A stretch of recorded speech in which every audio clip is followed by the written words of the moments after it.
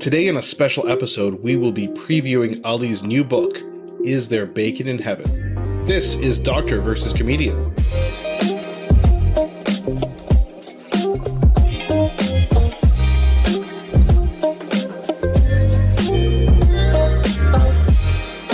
I'm Dr. Asif Doja, and this is the Doctor of Laughs. Not a real doctor.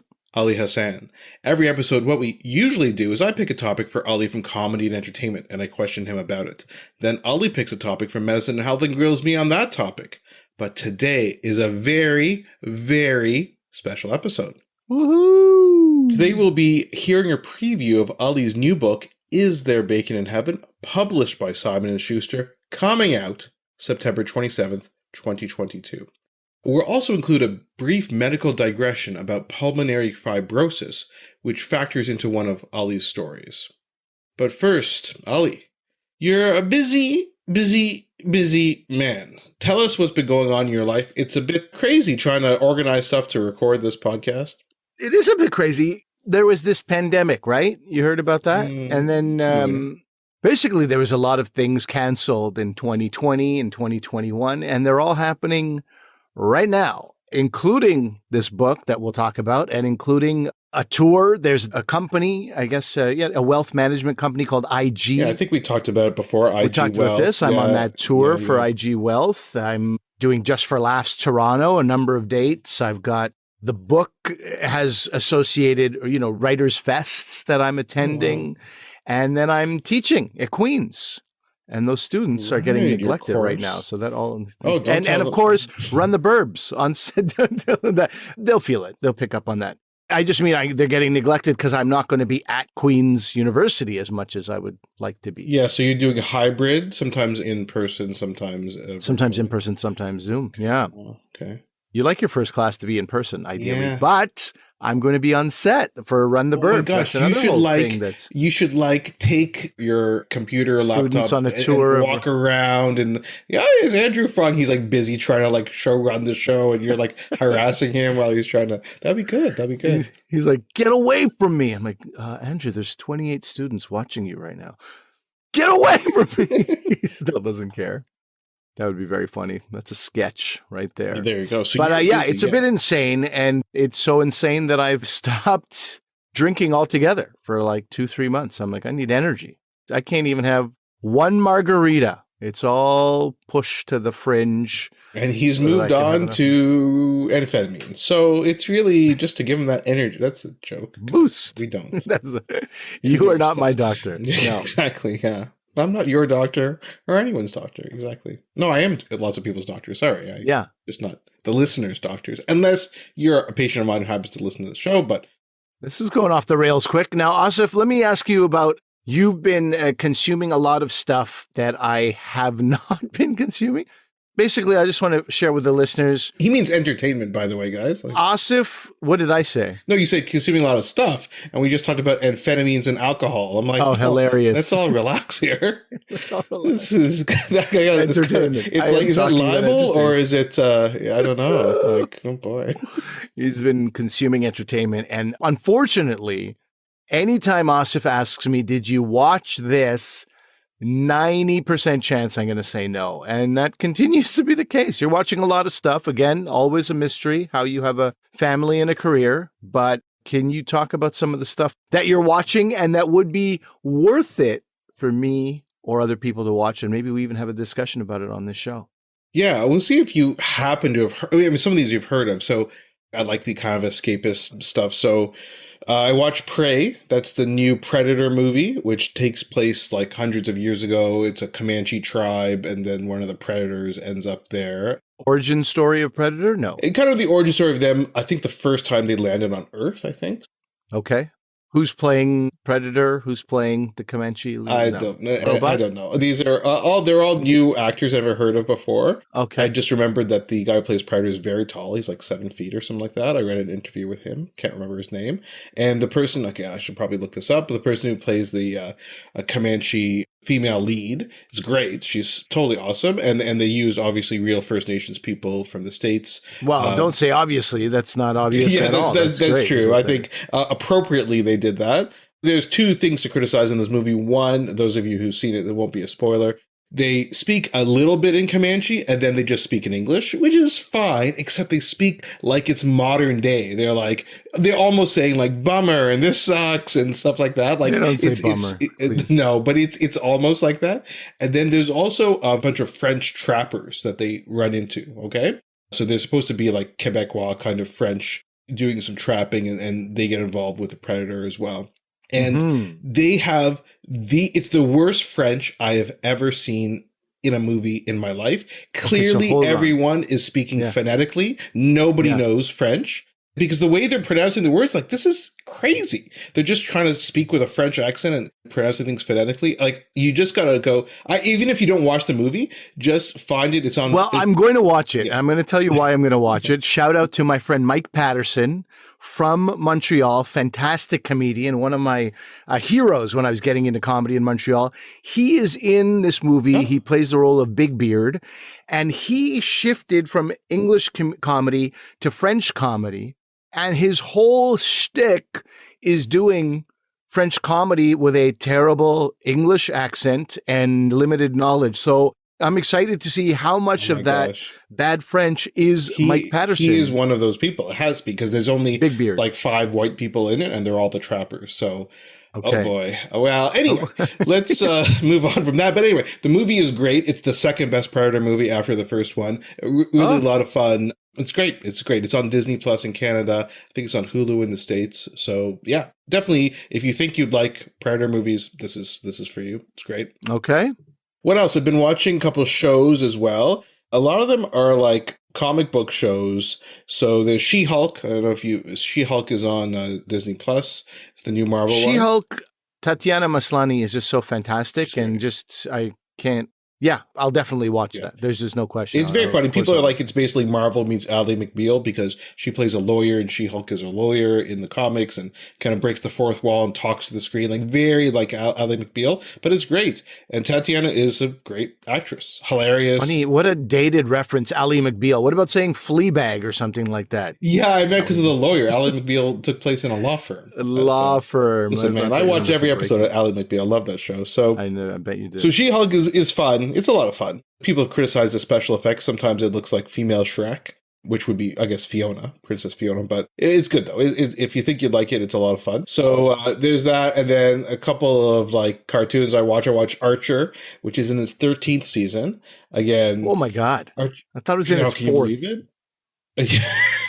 That one I just still watch because it's still on. It's kind of lost a bit of its luster. Jessica Walters played Archer's mother on the show, and then of course she passed away last year. Yeah, so they're kind of missing a big part of that show. She was great, basically playing a very similar character as from Arrested Development on that show. No way. But yeah, like just hilarious mother, drinks a lot, criticizes everyone. It was great. And, as Jessica Walters, with Arrested Development and Archer, she had this career resurgence in the last couple of decades of her life. Sure. So she was, a classic. Anyway, but Archer, I mean, again, I wouldn't recommend it as much as this other animated one I'm watching, which is Harley Quinn. So Harley Quinn came out a couple of years ago. It's the 3rd season of it. It has, I always get her name wrong, Haley Cuoco? From Big Bang Theory. Is that how you say her name? And Lake Bell. There's so many people in it. Tony Hale's in it. Ron Funches. It's crazy. Chris Maloney plays Commissioner Gordon in it. I mean, you just look at the cast list. It's amazing. It's hilarious. It is nonstop jokes. Very inappropriate for kids, so I don't suggest that. Okay. And again, like, it's one of those shows that has representation without representation. Like, as the show has gone on, Harley Quinn and Poison Ivy, who are the two main villain characters in it, have a relationship, and they're dating in this one. And it's just a love story with these two and the crazy hijinks that ensue. And Batman is like obsessed with Catwoman, and she totally runs the relationship. It's just hilarious. I can't even describe it, how outrageous the show is. I get the idea just from seeing some of the episode names. Batman Begins Forever is one of the funny ones. Yeah. Climax at Jazza Pajiza. I don't know. That's anyway, I see how it's. I did mention it's inappropriate for children, I believe. And then I don't know, Ali, have you checked out these? There's 2 big, huge fantasy shows that have come out in the past 2 months. Are there? Well, I know that Rings of Power you're obviously talking about, which I could not care less about. Well, okay, so I was going to ask you, so you have no interest in Lord Zero. of the Rings, Rings of 100% Power. zero. Did you? And I own Lord of the Rings. It's still wrapped in its DVD package. I never even took it out. I was like, why did I buy this? I'm an idiot. But you've watched all those movies. I've watched them all, yeah. But I, steadily lost interest throughout. I thought the first one was quite phenomenal, and I was like, this idea. It's so funny. I took my dad to see the first one, and we were watching it, and it ends. He's like, "Oh, that was really good, but I thought they were going to take this ring and throw it in this volcano to like destroy it. Yeah. What happened?" I'm like, "Well, no, Dad, this is the first of 3 movies." He's like, anyway, you can just tell from his look on his face, he was like super unimpressed by that.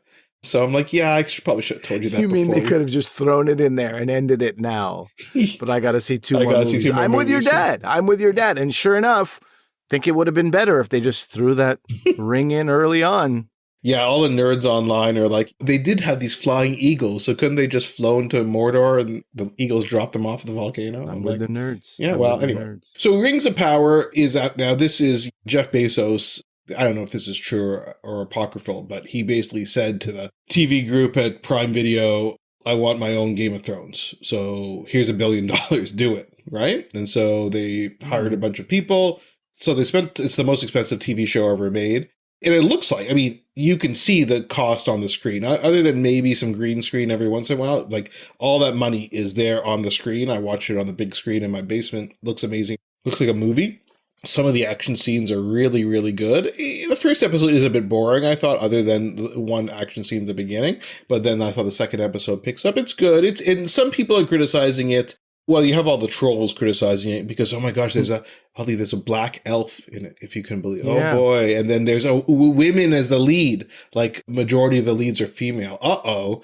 Why don't you guys go? Yeah, shut up. Anyway, those guys are like, anyway, that's lame criticism. Some people just say it's a bit too, again, you have a hobbit, you have an elf, you have a mysterious human. And so people are saying that's a bit reductionistic. And also that it's the prequels, like basically a mysterious person shows up, Ali, who's very tall with a long beard and seems to have magical powers. And they don't say who it is now, but if you've seen The Lord of the Rings or read the books, you probably have a good guess of who this person is going to be. He shall not pass. Yeah, that's right. So, I mean, I think they may be doing a bit of prequel-itis where they're like, oh, look at this. And clearly they're going to create the Rings of Power and the one true ring that's going to happen in the show. So, I don't know. We'll see. God. But so far, I like it. I care even less. I care even less after your beautiful description. So far, I like it. But, if you're reading some of the stuff online, apparently there's been a lot of downloads on streams of Rings of Power. But the bigger show is House of the Dragon, which is also a prequel to Game of Thrones, and that's on HBO. And HBO released that a couple weeks before Rings of Power because they knew they didn't want to be upstaged by that. So are you a Game of Thrones guy, Ali? No, I've watched 2 episodes, and that only so that I could interview one of the directors, a Canadian guy. Yeah, sorry, man. Dragons don't do it for me. That's all I can tell you. I think I would like it if not for the flying dragons. It's so funny because when I first started watching Game of Thrones years ago, when it first came out, I was like, "There's not enough dragons. There's not enough monsters and dragons. It's all too much palace intrigue."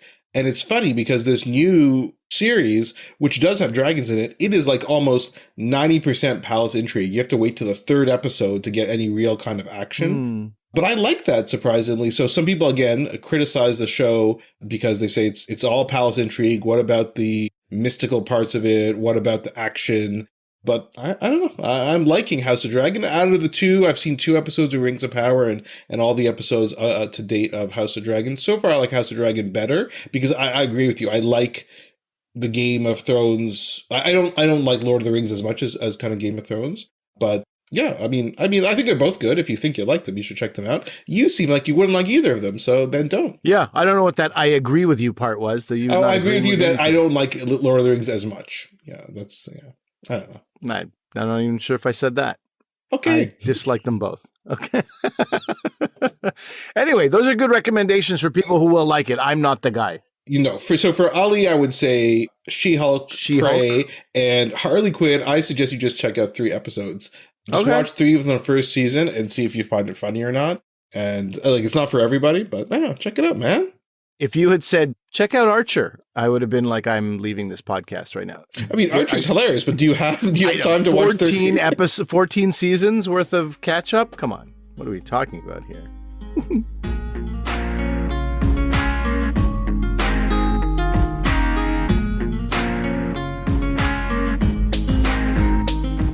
Okay, Ali, let's do a proper transition. We've been promising this for a couple months now. We said we were going to do a preview before the book comes out, and we're going to hear a bit of an excerpt from the book. Like I said in the intro, we'll take a bit of a sidebar to talk about one of the medical conditions that come up in the book. It has to do with your father.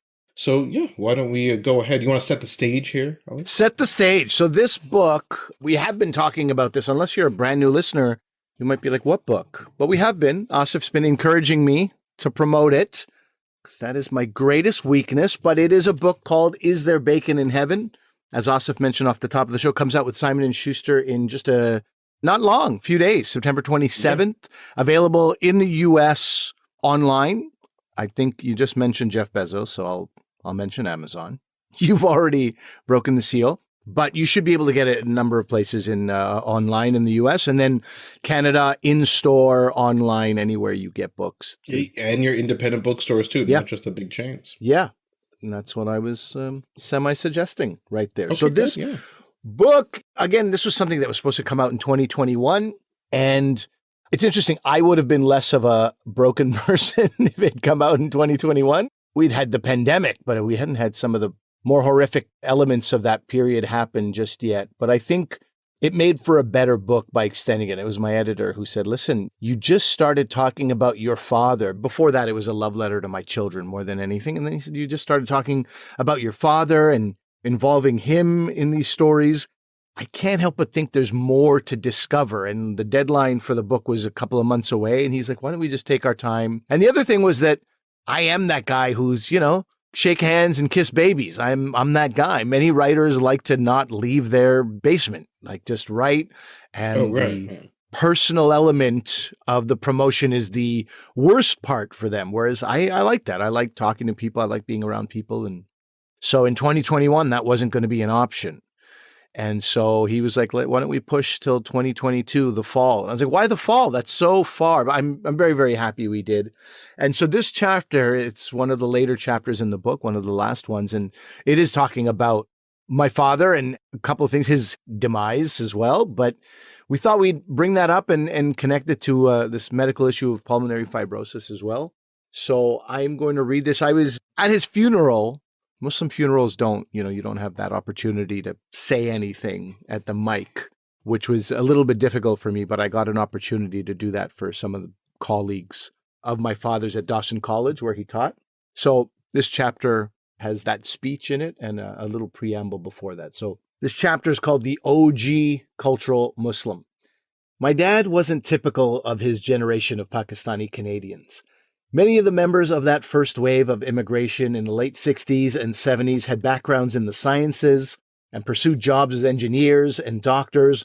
My dad made a career out of his devotion to English and Urdu literature, and he encouraged generations of young people in Montreal to appreciate the best work in both languages. And while many of those same early wave immigrants turned to a dogmatic form of Islam as they aged, my father never deviated from a more humanistic Sufi style of Islam, one that focused more on an intensely personal form of spirituality. Throughout his life, my dad eschewed Islamic piety and fanaticism.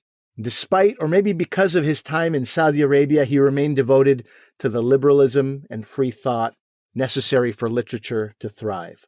And despite the drinking, he always said he was a Muslim. He might have held many negative views on various Muslim leaders and politicians, but he never badmouthed God or people who practiced their religion. He simply avoided them. And then I found out that he was sending some money every year to a peer, a revered spiritual guide who would essentially listen to people's problems and say prayers for them in his hometown in Pakistan. So if you can believe it, it occurred to me only as I was writing this book that my dad was the quintessential cultural Muslim. And I mentioned earlier that to pressure me into finding someone, anyone to marry, my family was guilting me by saying that my father wouldn't be around forever. And there was actually more to that. He had been diagnosed with pulmonary fibrosis years earlier, It's a chronic lung condition, and he'd only been given a few years to live. Asif, I know I'm interrupting myself here, but I think this is a good time to talk a little bit about what pulmonary fibrosis is, and then I'll get back to reading the remainder of this chapter. Okay, sounds good.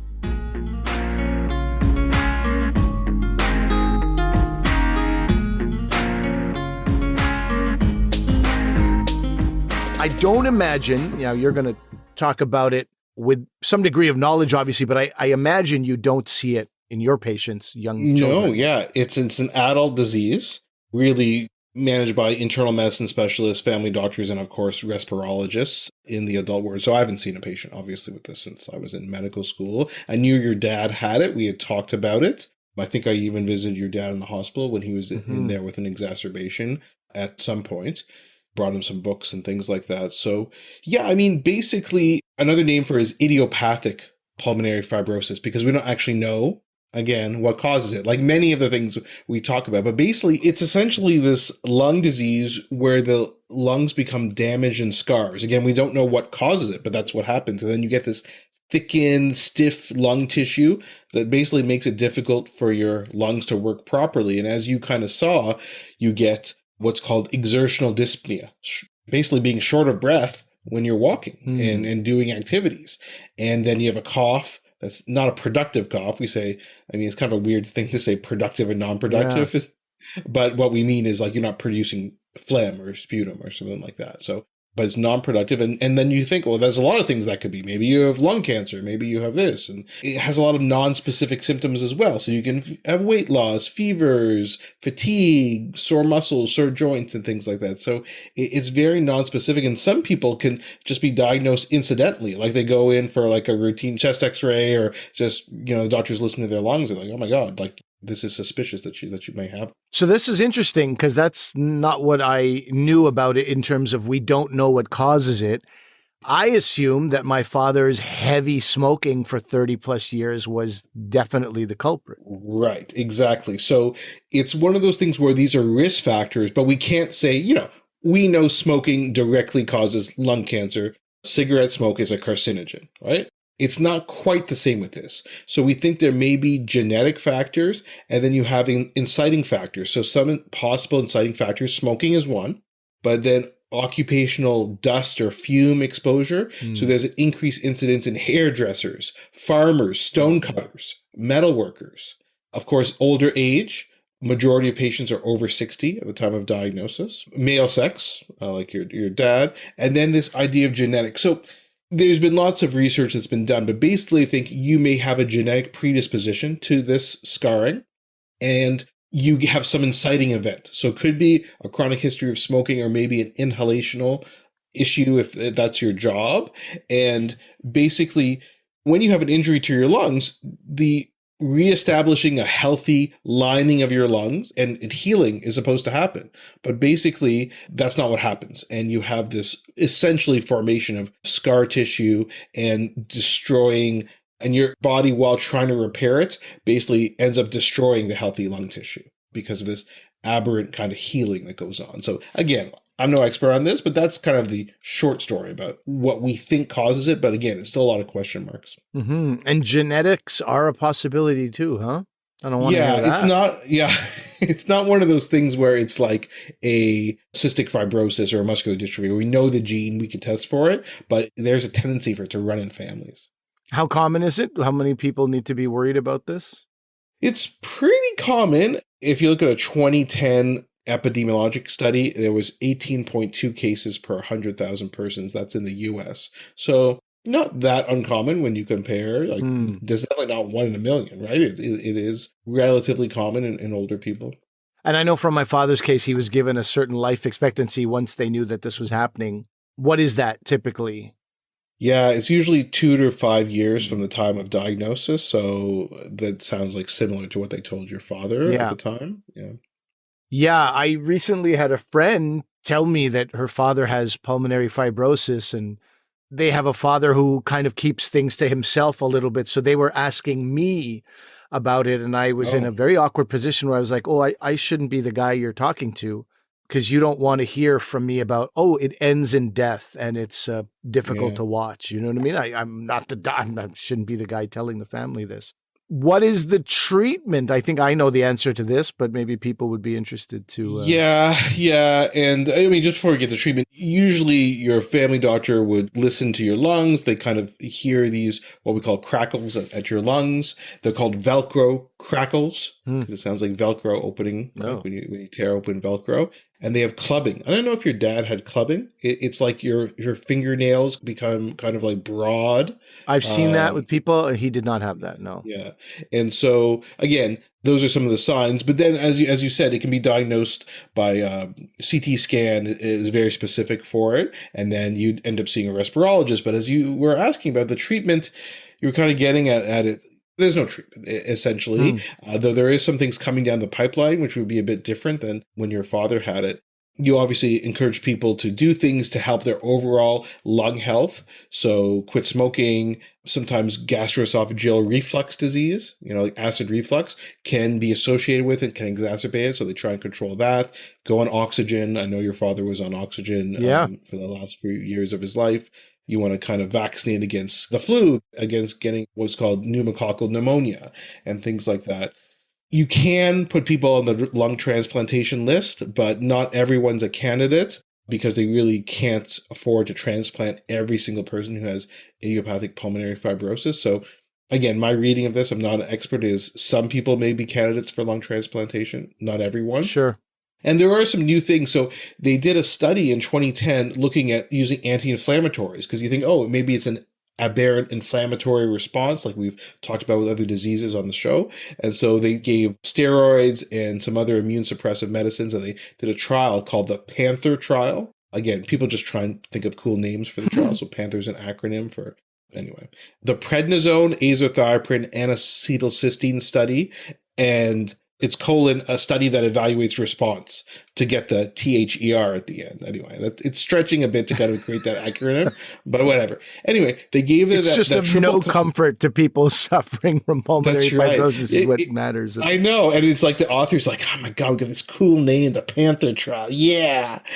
Anyway, but listen, the trial found that patients taking that triple combination therapy were at an increased risk of death and hospitalization. Oh my God. Compared to patients taking placebo. So then they're like, oh, so we really have no treatment because stuff that we guessed might work doesn't actually work when you actually did a proper trial. But there are some new things coming down the pipeline, and some of them are in use already. Tyrosine kinase inhibitors, one called nintedanib, and there's an antifibrotic agent called pirfenidone. When I hear you pronounce those things, I see the value of things like Panther all of a sudden. Exactly. So those are coming down the pipeline, but none of these are miraculous kind of cures. So as you mentioned, Ali, unfortunately, the prognosis is quite serious for some of these patients. Yeah. All right. I think I will get back to reading this chapter, and we'll just end with the ending of this chapter. But I think it was important to set this up. He was suffering from something, and that's it goes south quick.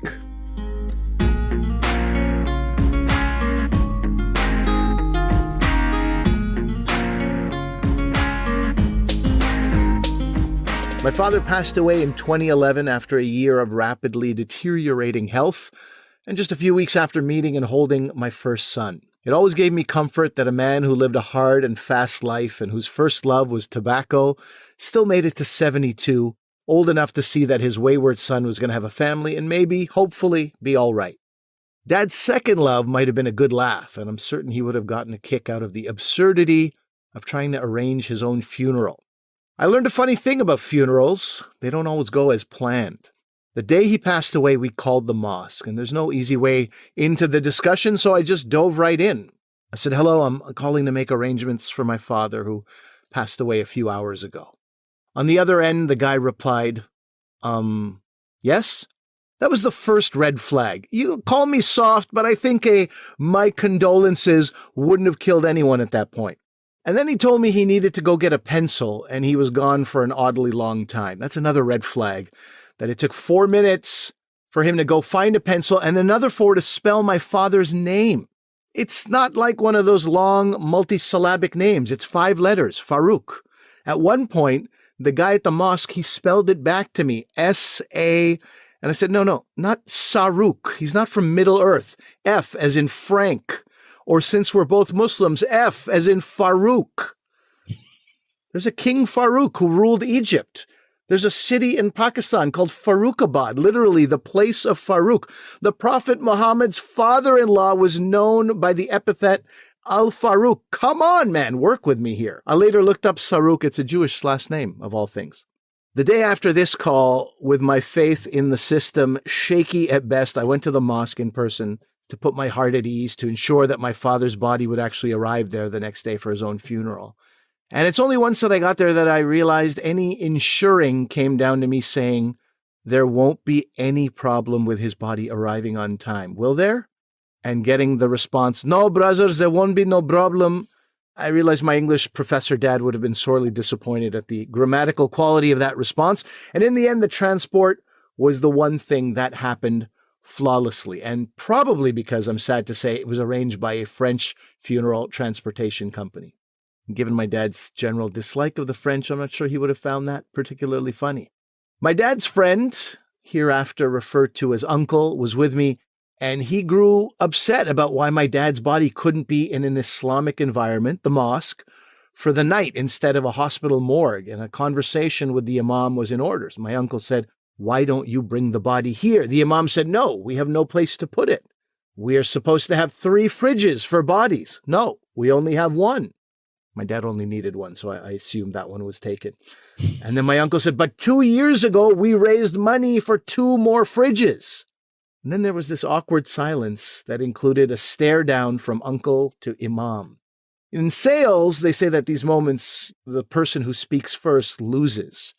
I guess my uncle lost. He grew impatient with the silence on the imam's part, and he said, I'll ask the other imam when I see him. This mosque was the only one in the city that had these facilities. However, I do hear that now 2 other mosques will soon be installing fridges and facilities to wash and hold bodies. We'll see if competition helps this particular segment of the community.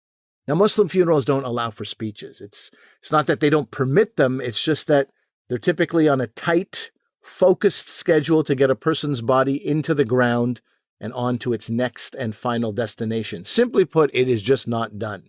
And personally, I've always loved hearing people pay tribute to the deceased. If not at an actual funeral, then at the very least, something in the spirit of an Irish wake has always been very appealing.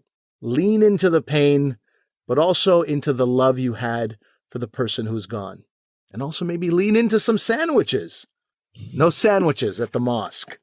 At the mosque, on the day of my father's funeral, I sat on the ground, as is customary, with my back against the side wall away from the rest of the congregation, which is not customary. And I stayed put there even when I was called forward by the imam to come help lead the prayer for my dad. And not just because of my inflexible joints and my rusty memory for the prayer, but also because I pictured my dad laughing at me, saying, "You praying? Come off it." It confused some of the people in attendance to no end that a son declined to lead the prayer for his dead father, but they seemed to chalk it up to inconsolable grief, and they moved on.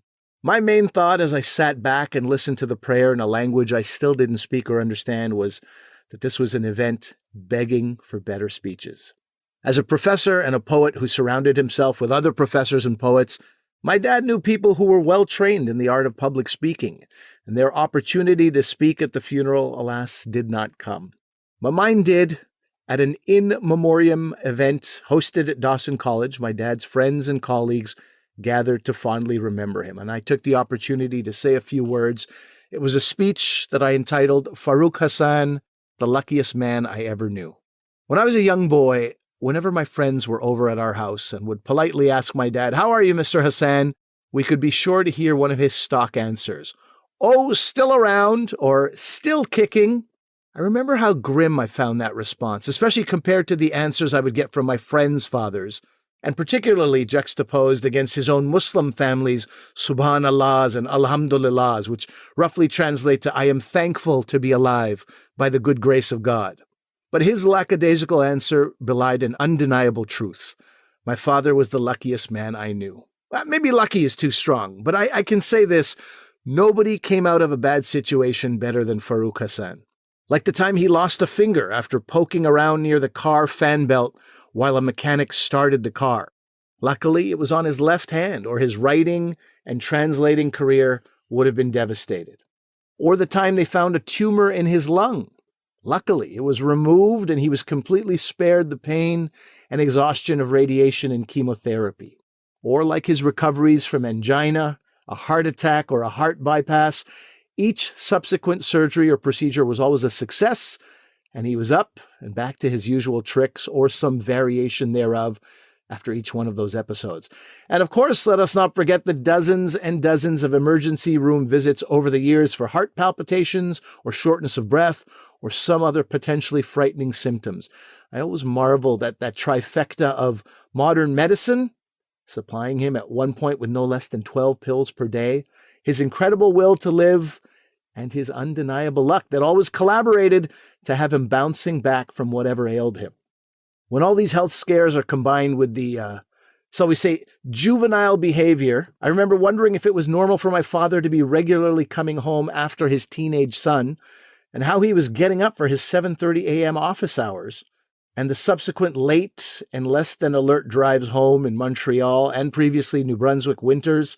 I'd still find it just shy of a miracle that my father was able to be with us for 72 years. I mean, God's handiwork had to be involved in some way. His colleague Friedel Karl once told me, "Ali, your father doesn't suffer fools gladly." Being too young at the time to fully appreciate what that meant, I thought it was something that reflected poorly on my father. And as I watched him through the years, I realized quite the opposite. He simply chose not to spend his life associating with people who weren't appealing to him. But even if he was a little picky about his friends, he rarely, if ever, made enemies. He simply chose to distance himself from people in whom he wasn't interested. And that was the essence of my father, surrounding himself with people and activities he enjoyed. And as a corollary, anything he didn't enjoy, like carefully managing his money, wouldn't get his attention either. He was a lively, witty, and charming man whose life was so full of so many contradictions. He was a stingy marker, but an incredibly generous man. He was a notorious procrastinator, but accomplished so much. He had a foul mouth at times, but he preached proper English usage all the time. He was irreligious, but incorruptible. He took poor care of his health and yet had a powerful desire to live. And finally, although he enjoyed being foolish, Friedel nailed it. He didn't suffer fools. In the end, there was no suffering period. His brain was unable to feel any pain or anything at all, really, for the last 2 weeks of his life. And that was definitely the hardest part for his family, seeing him in that neurovegetative state. It was the one thing that really broke all our hearts. We could all agree that he polluted his lungs and clogged his arteries, but his mind, oh, how he nourished that mind. In retirement, his day only began after he read both the Globe and Mail and the Montreal Gazette. His voracious reading appetite and borderline speed reading allowed him to read a few books a week. Right until his last days, he was actively translating poems and short stories into Urdu, Farsi, and Arabic. And although nothing can replace his loss, I still feel this unusual sense of gratitude that I've never felt before. I'm so grateful that I knew him and that he was around as long as he was. And I'm so grateful that he got to see me pursuing my own professional dreams and had the chance to meet my loving wife, my 2 daughters, and his 2-month-old grandson before his body called it quits. On his last day, he went painlessly and peacefully, weeks, maybe months ahead of certain hospitalization that we were told would have included having a tracheotomy or spending his remaining days on a respirator. I'm certain that Dad himself would have thought his luck was about to run out, but God or the universe or something intervened and helped him hightail it out of here before he needed to go down that path of certain misery. A final lucky break for the luckiest man I ever knew.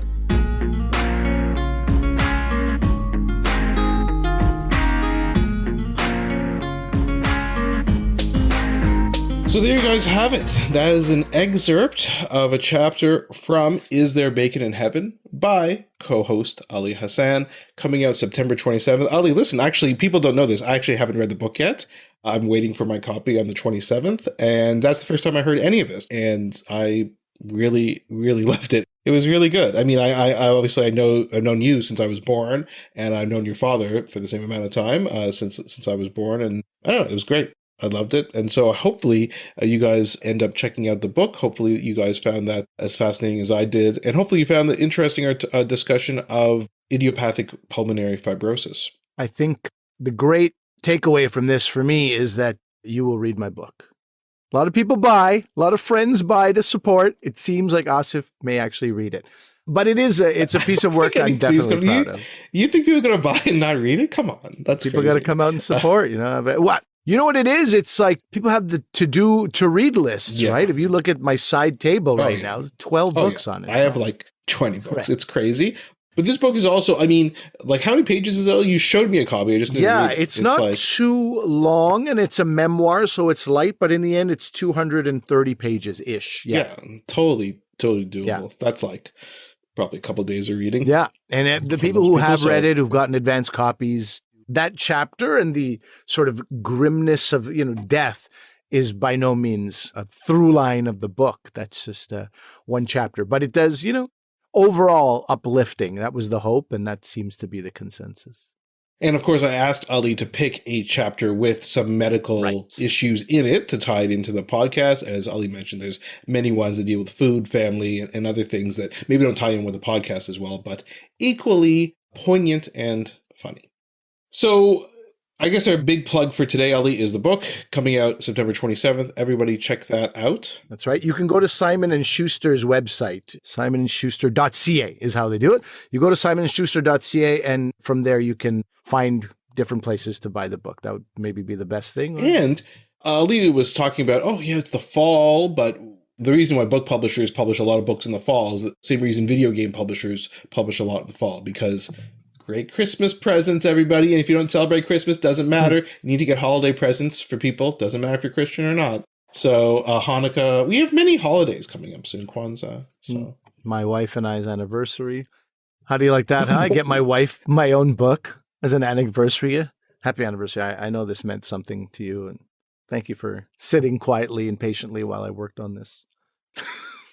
Remember, everyone, that although I'm a doctor, I'm not your doctor. Medical issues we talk about are for your interest and information only, and they're not medical advice. Please consult your medical professionals for actual medical advice. Thanks, everyone, for listening. Bye. Is there bacon in heaven? September 27th. And speaking of catching up, that's a very bad segue to talk about catching up on your... No, it's not catching up. The book's not out yet. But anyway, we're going to give you guys a preview... Ali's shaking his head at this transition. Maybe one of the worst I've ever heard.